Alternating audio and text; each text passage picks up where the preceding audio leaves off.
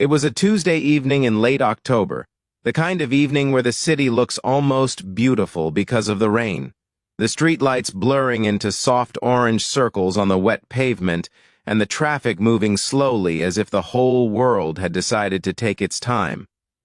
Sophia was 24 years old. She had the kind of face that made strangers feel comfortable, open eyes the color of river stones, and wavy blonde hair that she never quite managed to tame. She wore a white t-shirt tucked into a black skirt, and her heels clicked on the sidewalk in a rhythm that she had grown used to hearing. After long shifts at the restaurant where she waitressed 5 days a week, she was tired that evening. Not the kind of tired that a good night of sleep fixes, but the kind that builds up slowly over months, the kind that settles into your shoulders and your jaw and reminds you that you are holding more than you are letting on. Her rent was 3 days overdue.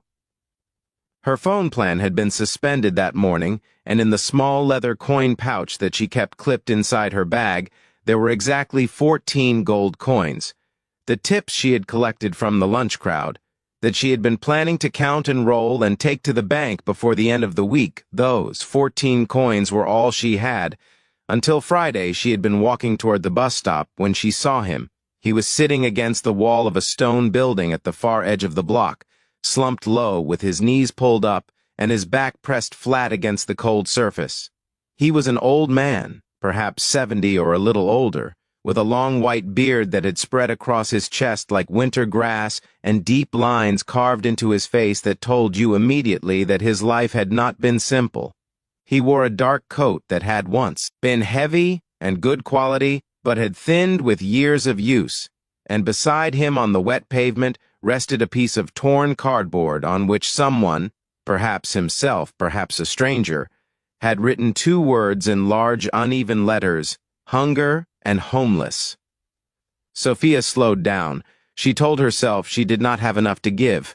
She told herself that the bus would come in 4 minutes and that she needed to keep moving. She told herself all the reasonable things that a young woman with 14 coins and an overdue rent bill tells herself when she walks past someone who needs help, and then she stopped.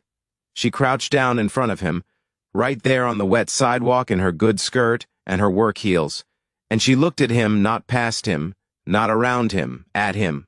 The old man looked back at her with eyes that were pale and quiet like water at the bottom of a deep well.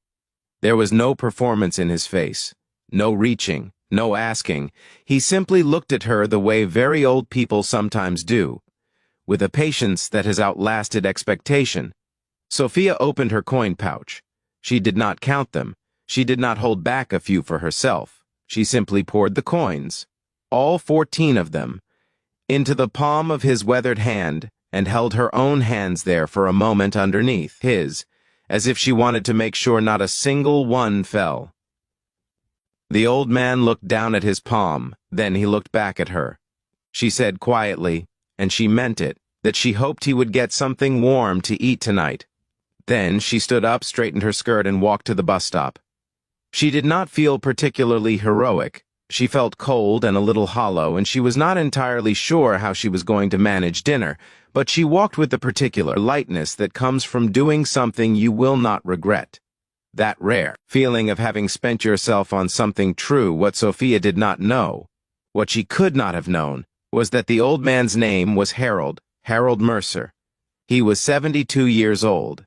He had built a logistics company from a single delivery van that he had purchased with borrowed money at the age of 29. Over the following 4 decades, he had grown that company into one of the most respected freight operations in the country, employing over 3,000 people at its peak. He had sold it 11 years ago, and now he had more money than he would ever need, and more time than he knew what to do with, and a question that had been living in his chest for the better part of 3 years. A question that had started the night his wife Margaret passed away, and had never really quieted since he wanted to know if human kindness was still real, not the kind you perform for cameras, not the kind you do when people are watching, not the charity gala kind, or the tax write-off kind, but the quiet, stubborn, ordinary kind, the kind that cost something. He had spent 6 evenings sitting on that corner over the past 3 weeks, dressed in old clothes with his cardboard sign watching the city pass. Most people looked away. Some dropped coins quickly as if speed made the discomfort smaller. A few stopped to ask if he was all right before moving on. But Sophia had crouched down in her work clothes at the end of a long day and looked him in the eye, and she had given him everything she had without making him feel small for taking it. Harold sat with the coins in his hand for a long time. After she left, the rain tapped steadily on the pavement around him. A cab slid through a puddle and the headlights swept across his face, and then passed, and he sat with 14 small gold coins and something he had not felt in 3 years. Something he had almost stopped looking for. He felt certain again, certain that the thing Margaret had always believed, that goodness does not disappear, it just moves quietly from person to person, like a lantern passed between hands in the dark, was still true. He hired a private investigator not to intrude, but simply to find out her name and where she worked. 2 weeks later, on a Thursday morning, Sophia arrived at the restaurant for her shift and found a sealed envelope waiting for her with the manager. She opened it at the counter with her coat still on and her bag over her shoulder. Inside was a handwritten letter. It was written in the careful, unhurried script of someone who had grown up when people still wrote letters by hand. It said that an old man had sat on a street corner recently, and that a young woman had stopped and crouched down and handed him all the coins in her pouch, and looked him in the eyes and told him she hoped he would get something warm to eat. It said that this young woman had no way of knowing it, but she had answered a question that he had been carrying for 3 years. It said that he was not a beggar, he had never been hungry a day in his recent life, but that he had been lonely and doubtful, and that she had given him something that no amount of money could purchase. She had given him his faith back. At the bottom of the letter, beneath a careful signature, was a bank draft. Sophia had to read the number 3 times before she believed it. It was enough to cover 6 months of rent. It was enough to pay for the small accounting course she'd been putting off for 2 years because she could never quite scrape together the enrollment fee. It was more money than she had ever held in her life. She stood at the counter for a long time, and what moved through her was not the shock of the money, though that came too, but something older and quieter, something her grandmother had said to her once when she was a little girl sitting at a kitchen table on a Sunday afternoon.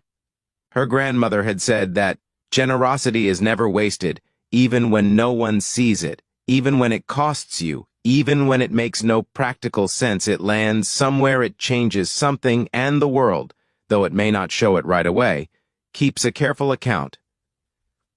Sophia had not thought of those words in years. She thought of them now. She thought of an old man with white hair and a worn coat sitting alone in the rain holding 14 small coins. She thought of how tired she had been that evening, and how easy it would have been to keep walking. She thought of all the times in life when the right thing and the easy thing stand at a fork in the road and wait to see which one you choose. She wrote Harold back. She thanked him, not for the money, though she was honest about what it meant, but for reminding her that a single moment of kindness between 2 strangers is not a small thing. It is actually one of the largest things a human being can do. They met for coffee 3 weeks later at a small cafe near the restaurant. Harold arrived in a proper coat and good shoes and without the cardboard sign, and Sophia almost did not recognize him at first, until she saw those pale, quiet eyes, the ones that had looked at her on the sidewalk with no performance in them at all. They talked for nearly 2 hours. He told her about Margaret. He told her about the company and the delivery van, and the early years, when there had been more worry than certainty. He told her that the older he got, the more he believed that character is not what you do when life is going well, but what you do on a Tuesday evening, when you are tired and your rent is late, and you only have 14 coins to your name. Sophia told him she would remember that for the rest of her life, and she did years later when Sophia had built her own small bookkeeping firm and had a life that was steady and full.